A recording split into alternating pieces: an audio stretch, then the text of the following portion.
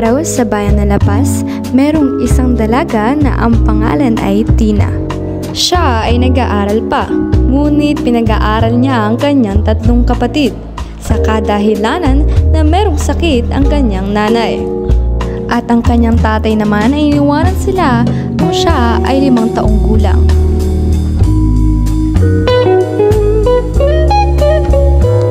Pagkatapos ng klase ni Tina ay agad siyang lumabas upang maghanap ng kanyang trabaho. At sa kanyang paglalakad ay nakita siya na maaaring makatulong sa kanya at sa kanyang pamilya.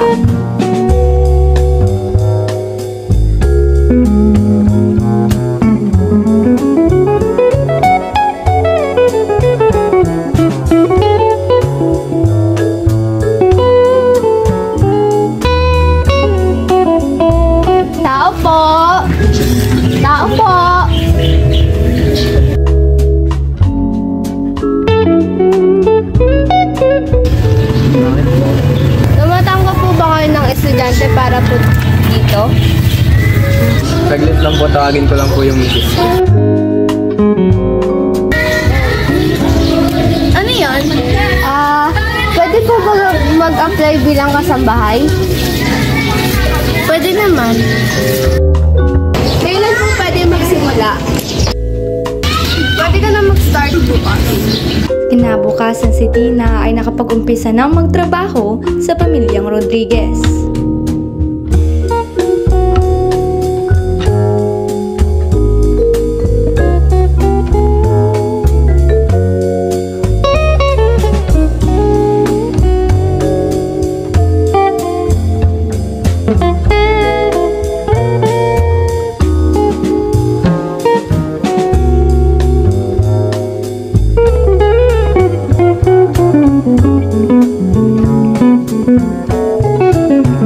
Pabili po.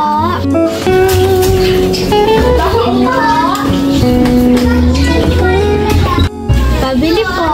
Ano po yun? Ito ba po? Isa? Ito po.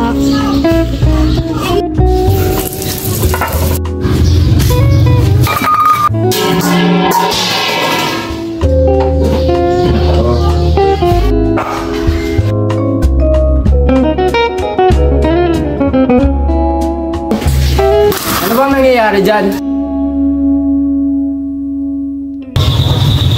Dadamog ka ba? Hindi po, sir. Anong hindi? Sir, tama na po, sir!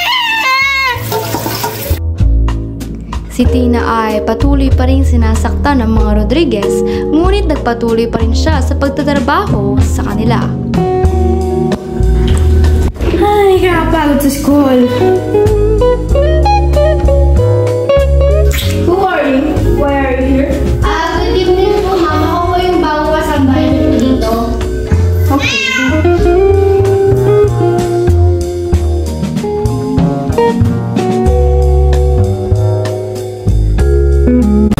Sorry po, ma'am! Ano ba? Nananadya ka ba? Wala ka nang ginawang tama!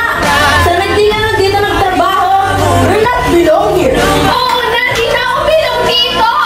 Kala mo ba ginusto ko magtrabaho dito? Kundi dahil lang sa mga kapatid ko na nag-aaral at sa nanay ko may sakit, hindi ako magtatrabaho dito!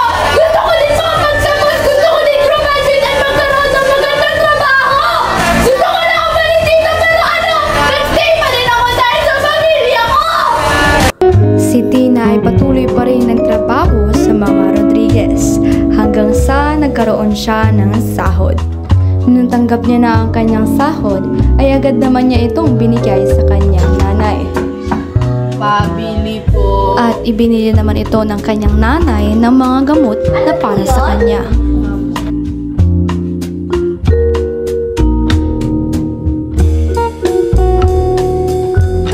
Pagkatapos ng ilang linggo, hindi na hinayanan ni Tina ang kanyang pagtatrabaho sa mga Rodriguez.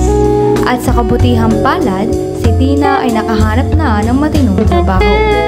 At dahil sa trabaho na ito, si Tina ay nakapagtapos na sa kanyang pag-aaral at pati na rin ang kanyang mga kapatid.